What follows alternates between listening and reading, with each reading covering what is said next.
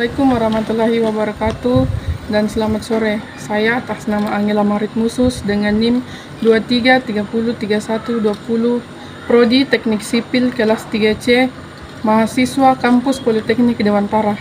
Baik, kali ini saya akan menjelaskan mengenai dua kerusakan yang terjadi pada dua perkerasan. Yang pertama yaitu perkerasan kaku dan yang kedua yaitu perkerasan lentur. Yang pertama yaitu perkerasan kaku. Nah, apa sih perkerasan kaku itu?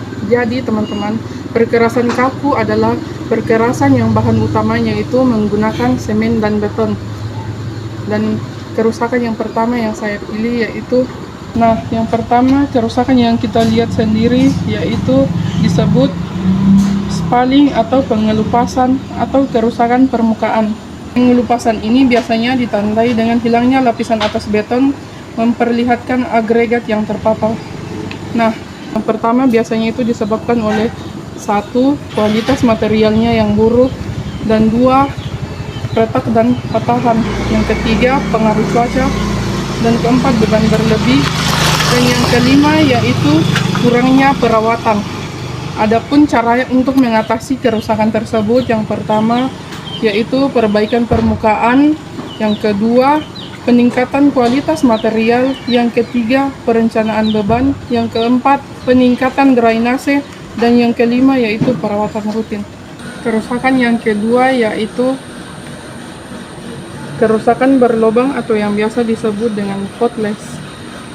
Penyebab kerusakan tersebut yaitu infiltrasi air, yang kedua beban berlebih, yang ketiga material yang tidak berkualitas, dan yang keempat retak yang tidak ditangani.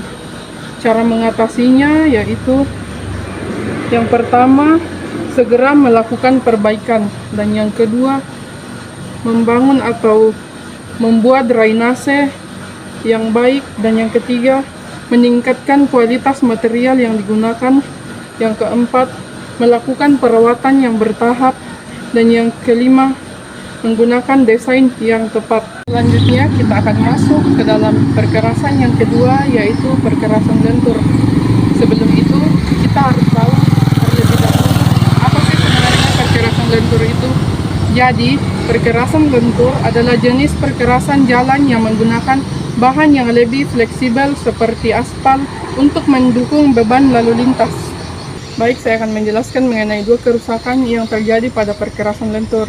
Yang pertama yaitu retak memanjang atau berlanjut yang akan menjadi retak fatigue. Retak ini juga biasanya disebut dengan retak fatigue cracking. Dan penyebab kemungkinan terjadinya keretakan berikut yaitu pelaksanaan sambungan yang jelek atau salah lokasinya.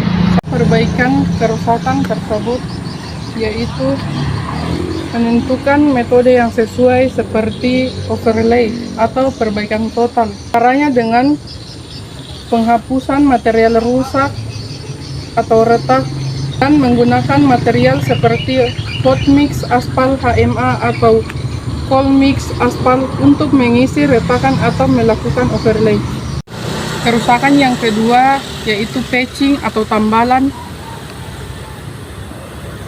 Kerusakan ini biasanya terjadi pada area yang telah mengalami kerusakan lebih lanjut, seperti retak, lubang, atau permukaan yang tidak rata.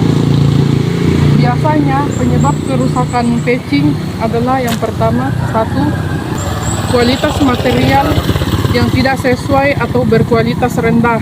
Yang kedua yaitu persiapan permukaan yang buruk. Jika permukaan yang akan ditambal tidak dibersihkan atau dipersiapkan dengan baik, tambalan tidak akan melekat dengan baik. Yang ketiga, diakibatkan oleh pola lalu lintas yang berat atau beban yang berlebihan. Yang keempat, dipengaruhi oleh cuaca. Dan yang kelima, dipengaruhi oleh kondisi drainase. Dan cara mengatasi kerusakan yang terjadi yaitu yang pertama, memilih material yang tepat. Yang kedua, persiapan permukaan yang baik. Yang ketiga, penggunaan teknik perbaikan yang tepat. Yang keempat, melakukan perawatan rutin. Dan yang kelima, memperbaiki drainase yang ada di sekitar jalan tersebut. Itulah tadi penjelasan dari saya mengenai dua kerusakan yang terjadi pada dua perkerasan. Yang pertama, dua kerusakan yang terjadi pada perkerasan kaku, dan yang kedua yaitu dua kerusakan yang terjadi pada perkerasan lentur. Semoga apa yang saya jelaskan hari ini bisa menambah pengetahuan kita semua. Akhir kata, saya mengucapkan wassalamualaikum warahmatullahi wabarakatuh dan selamat sore. Terima kasih.